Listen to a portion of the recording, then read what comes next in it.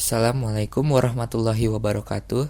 Saya Adi Nugraha Kartiwa, perwakilan kelompok 11 dengan NIM 1720335 akan mempresentasikan program yang kami buat, yaitu website restoran Mangkoku.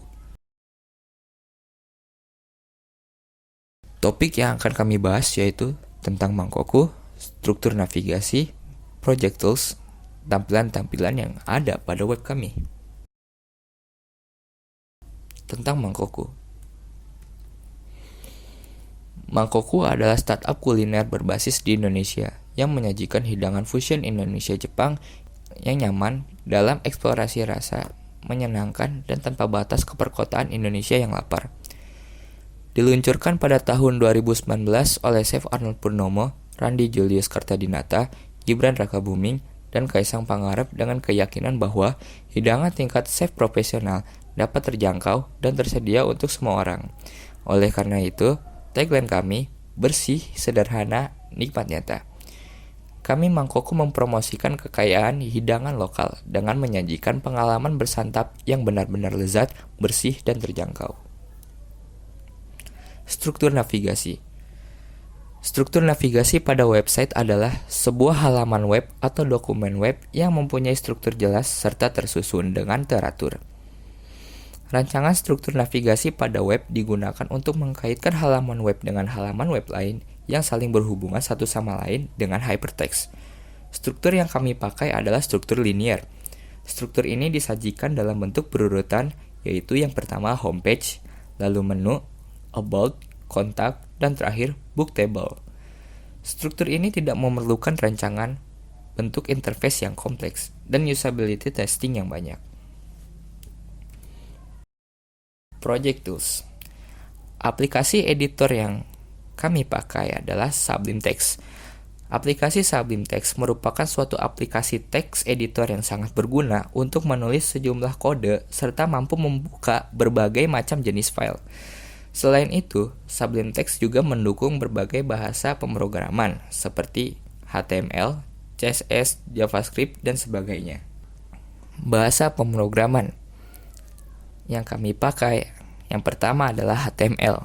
HTML adalah singkatan dari Hypertext Markup Language yang memiliki pengertian bahasa markup standar untuk membuat dan menyusun halaman pada aplikasi website.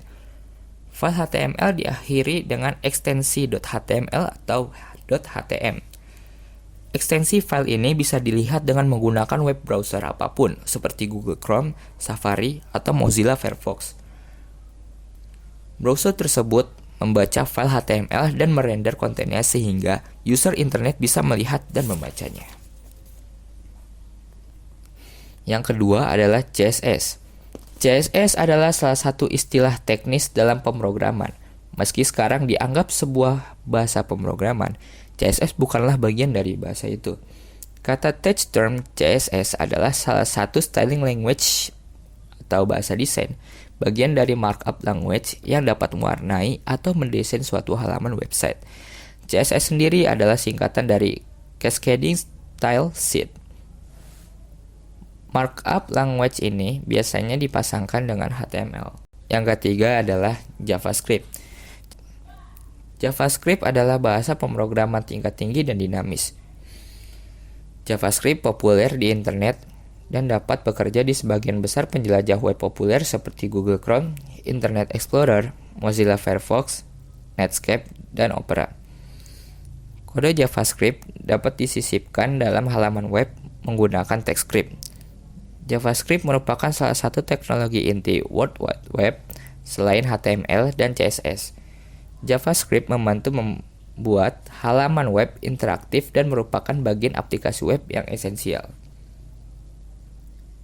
Kemudian, untuk menjalankan web server, kami memilih aplikasi Exam.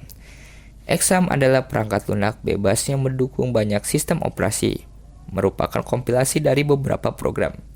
Fungsinya adalah sebagai server yang berdiri sendiri atau localhost yang terdiri atas program Apache, HTTP server, MySQL database, dan penerjemah bahasa pemrograman PHP dan Perl.